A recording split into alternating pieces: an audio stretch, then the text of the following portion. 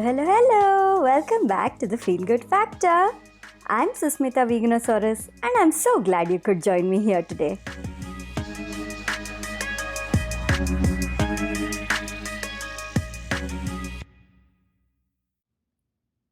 Remember a time when the internet was brand spanking new?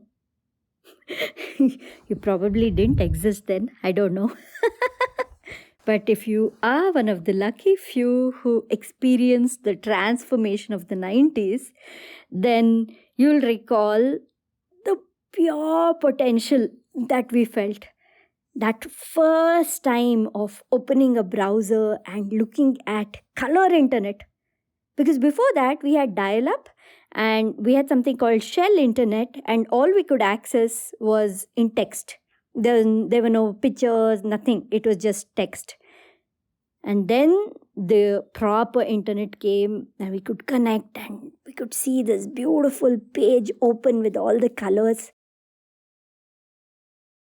The guy who installed the internet onto our computer, the very first thing he opened out on Internet Explorer, of course, that's what existed back then. The very first website he opened was discovery.com. Perfect choice because it was full of bright colors and gorgeous photographs of animals and geography, so many things, right? Like such beautiful things.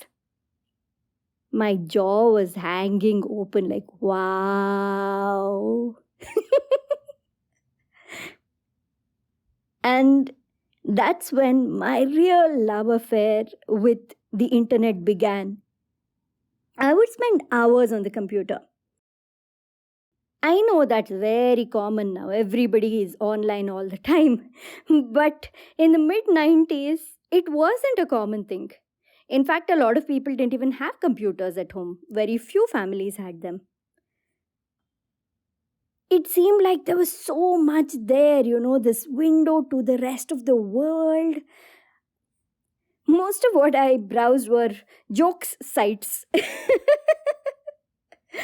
And then I had this habit. I'd take a notebook and whatever jokes I liked, I would scribble them down in my notebook, collate them. It was so nice. Most of them were jokes, but I also had some lovely quotes and some excerpts from articles, so many interesting things. I'd write them down in my notebook carefully. My handwriting in general is crap. Back then too it was. But when I was writing something I loved, like my poetry, and then in this notebook, I would write slowly and neatly, nice round letters. It was actually readable. Everything else I wrote, my parents would call it Kage Kal Gubbi Kal. That's Kannada for crow's feet and sparrow's feet. That's what it looks like, they'd say. But in my notebook, the one where I collated all my favorite little snippets from the internet, the handwriting there was so neat, so beautiful, no scratching, no smudges, neat and slow and round, well written. Of course, over the years, that habit disappeared and, life goes on and then it gets faster and you grow up, hustle, all of that. But recently again, I picked up the habit. Whenever I'm reading a book, especially a non-fiction book, I realize that there's so many interesting things people say that just get lost. Yeah, when I'm doing it in ebook form, I can highlight it in my books app. But then, how often do you even go back in and look through those highlights, right?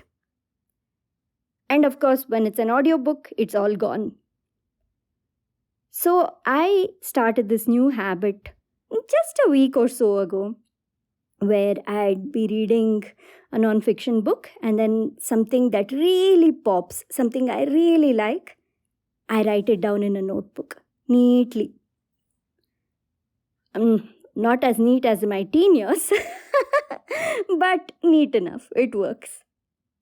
And of course, because it's so precious and important to me, I use my color Papermate Flare felt pens to do it. It's so nice. I got introduced to these pens, this particular brand, by my friend Ashley.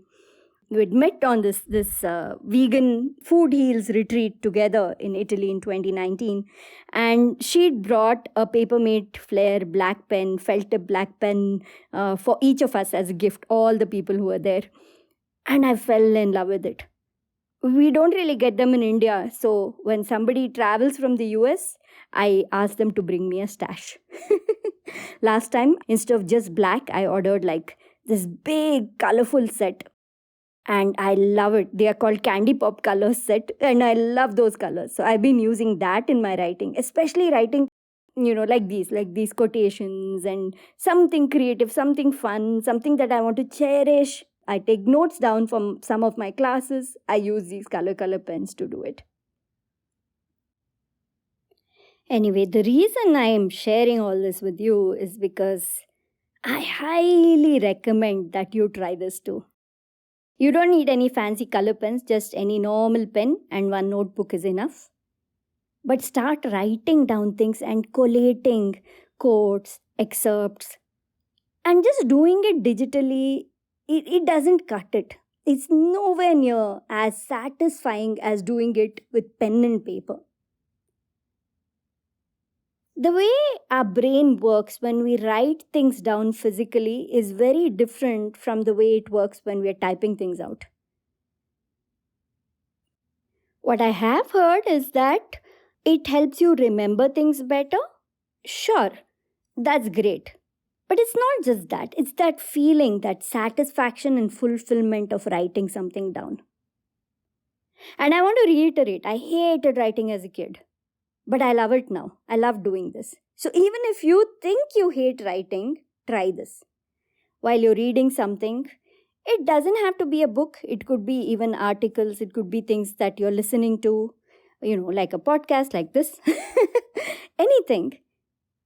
If there's something you like, a sentence or two, that really clicked with you, pause, take a notebook and write it down. Over time, you're going to build this beautiful collation, and it's going to be so nice to look at this, to read through it, flip through it. I also realized that while we're doing this, especially, for example, if you're listening to an audiobook or something, it's easy for the mind to wander. Even when I'm reading a physical book, e or digital, like actual reading, even there, sometimes the mind will wander. But if you're doing in this mode of, you're ready to take things down, you're far more alert and more in tune with what you're doing, more mindful and present in that particular activity. So it helps build mindfulness also. Another benefit I found is that it takes me back, makes me nostalgic to the most simple days where we had radio and TV and writing things in books and listening to cassette tapes. It was very different from being involved in the digital world all the time, so dependent on our phones, on our laptops. Just that simple act of writing, it takes me back to younger days, and that also feels nice. That's like treating your inner child, to something special. And again, because you don't have to do it and you do it now, you won't feel like you're being forced to do it. It's a choice that you're making. So you'll actually enjoy this process of writing even if you didn't enjoy it before. But copying things down is not the only thing I do in this book.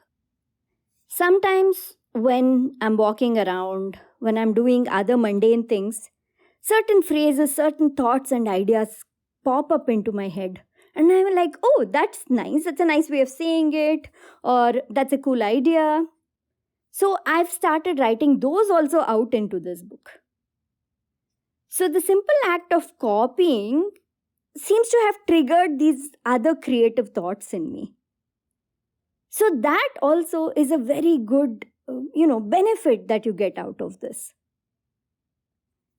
And finally, it's a deep sense of fulfillment in a very simple activity. You're not putting pressure on yourself, you're not stressing about it. Nobody else is going to read it. Your handwriting doesn't even have to be neat. It's just for you to look through later. Or even if you don't look through later, for you to have just collected it. So it's something kind of productive and creative, but a very hobby level thing to do. So you're kind of tricking yourself into doing something really useful that feels like play, that feels like fun. And that will help you again break out of this thing of, everything I do has to be useful, has to serve some purpose in the end, blah, blah, blah. Nothing. It's just going to help you do something just like a hobby, just for the joy of doing it and experiencing it.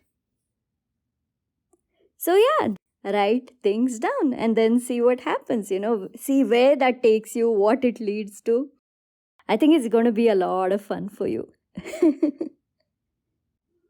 If you're enjoying the Feel Good Factor, listening to all these episodes, I'd love to hear back from you.